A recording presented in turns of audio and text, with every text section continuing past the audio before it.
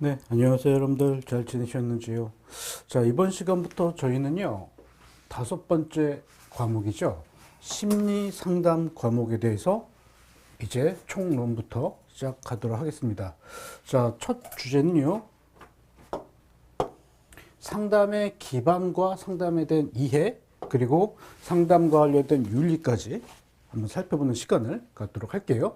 자, 여러분들은 상담이라는 개념이나 상담이라는 단어를 혹시 들어보셨나요? 물론 여러분들이 나중에 취득하게 될 자격증은 알고 있겠지만은 임상심리사입니다. 자, 임상심리사는 아시겠지만 대부분 심리 검사를 활용해서 내담자를 우리가 이제 진단하고 치료하는 개입을 하게 됩니다. 자, 그러면 임상심리사가 내담자들을 우리가 치료하고 진단하는 이런 과정 중에 우리가 이번 시간부터 배우게 될 이 심리상담 과목에서는요, 이 치료와 상담적인 개입할 때 많은 부분 연관성이 크다는 것 정도 말씀을 드리겠습니다. 그렇기 때문에 여러분들이 이 심리상담 과목을 들으시면 또 나중에 여러분들이 청소년 상담사나 상담과 관련 자격증을 취득하는데 너무나 큰 도움이 된다는 것도 말씀을 드릴게요. 자, 상담의 정의부터 한번 살펴보도록 하겠습니다. 자, 여러분들 이 상담이라는 단어는요, 우리와 같은 임상심리나 전문적인 상담 분야뿐만 아니라 다른 여타의 분야에서도 이 상담이라는 단어를 많이 쓰고 있지요. 자, 그런 여타의 분야에서 쓰는 상담과 우리가 전문적으로 쓰는 이 상담의 정의 내용하고는요, 약간은 다른 듯 비슷한 내용이 또한 섞여 있습니다. 자, 먼저는 우리 심리학에서 언급하고 있는 상담에 대한 정의는요, 전문적인 훈련을 받은 누구요? 그쵸. 상담자와 그리고 내담자 간에 어떤 작용이에요? 상호작용을 통하여 내담자의 문제를 해결하는데 초점을 모으고 있습니다. 그래서 여기서 키워드는 바로 전문적인 훈련이에요.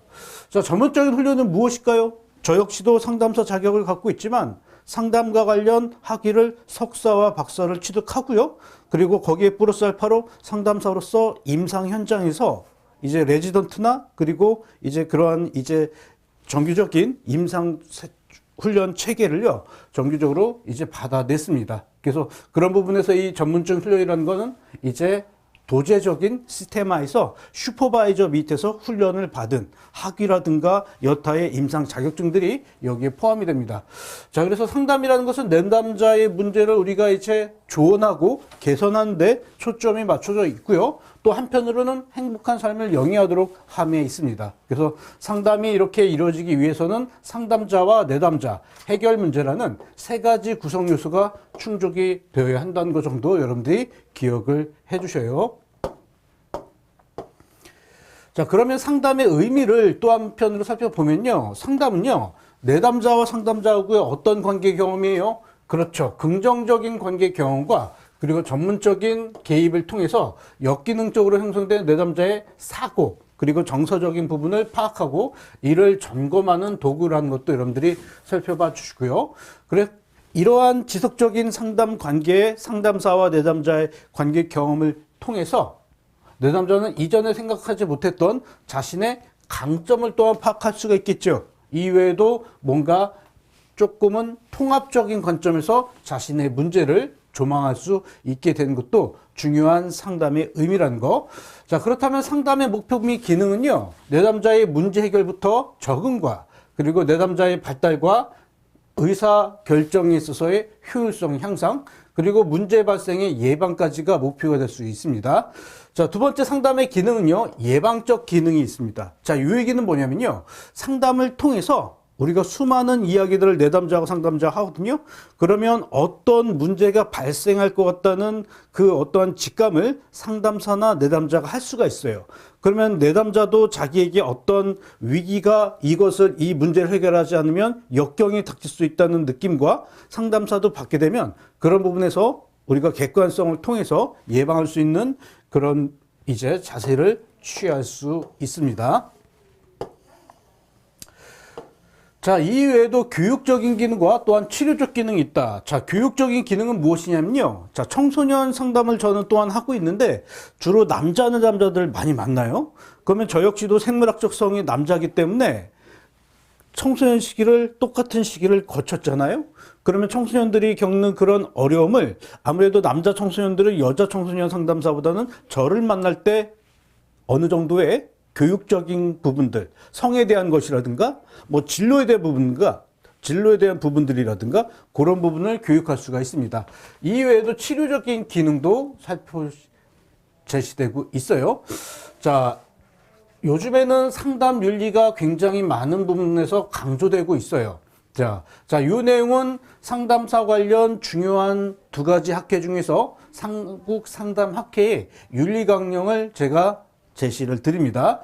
자, 시험에서는요, 비밀 보장과 각 소주제의 윤리에 대한 내용을 묻는 문제들이 많이 나옵니다. 자, 특별히 비밀 보장은요, 상담자는 내담자의 허가 없이는 내담자에 관한 정보도 심지어 상담을 받았다는 사실조차도 1차적으로는 제3자에게 노출해서는 안 됩니다. 특히 청소년들의 경우에도 청소년 내담자가 원치 않는다. 그런 부모에게 얘기를 하지 않아야 된다는 얘기예요. 자, 그러면 비밀보장에서 나오는 문제는 뭐냐면요. 바로 2번 같은 문제입니다. 비밀보장의 예외사항에 대한 문제가 나올 수 있어요.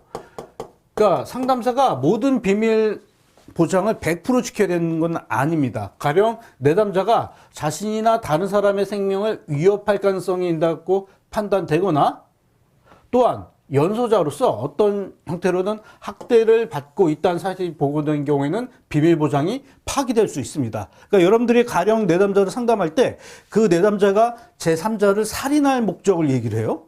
그것이 true인지 false인지 우리는 모르지만 혹은 자기의 가족이나 담임 선생님이나 다른 사람을 이렇게 해할 거라는 얘기를 해요. 그러면 그때 그 내용을 내담자에게 동의를 구하지 않고 다른 제3자에게 피해 가능성 있는 학생이나 사람에게 얘기를 해 주셔야 됩니다. 물론 그 전에 그 내용을 가지고 다뤄야 되겠죠.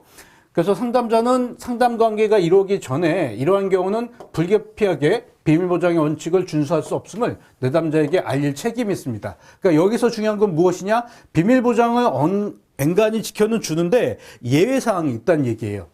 그래서 내담자의 비밀을 보장하기 위해서 상담자는 모든 상담 기록 파일들을 접근할 수 없는 안전한 곳에 보관해야 됩니다. 요즘에는 다 PC로 입력을 하거든요. 그렇지만 덜어는 이제 상담센터에서 이렇게 종이로 수기로 작성한 경우 있습니다. 그러면 상담센터에서는 그 수기로 작성한 상담 파일들을 다른 이제 캐비넷이나 이런 데 열쇠로 착각 이제 닫아놔야 된다. 그래서 그런 부분에 대한 내용이 5가지가 있다는 거 체크를 주시고요. 자, 2번이 중요한 내용입니다.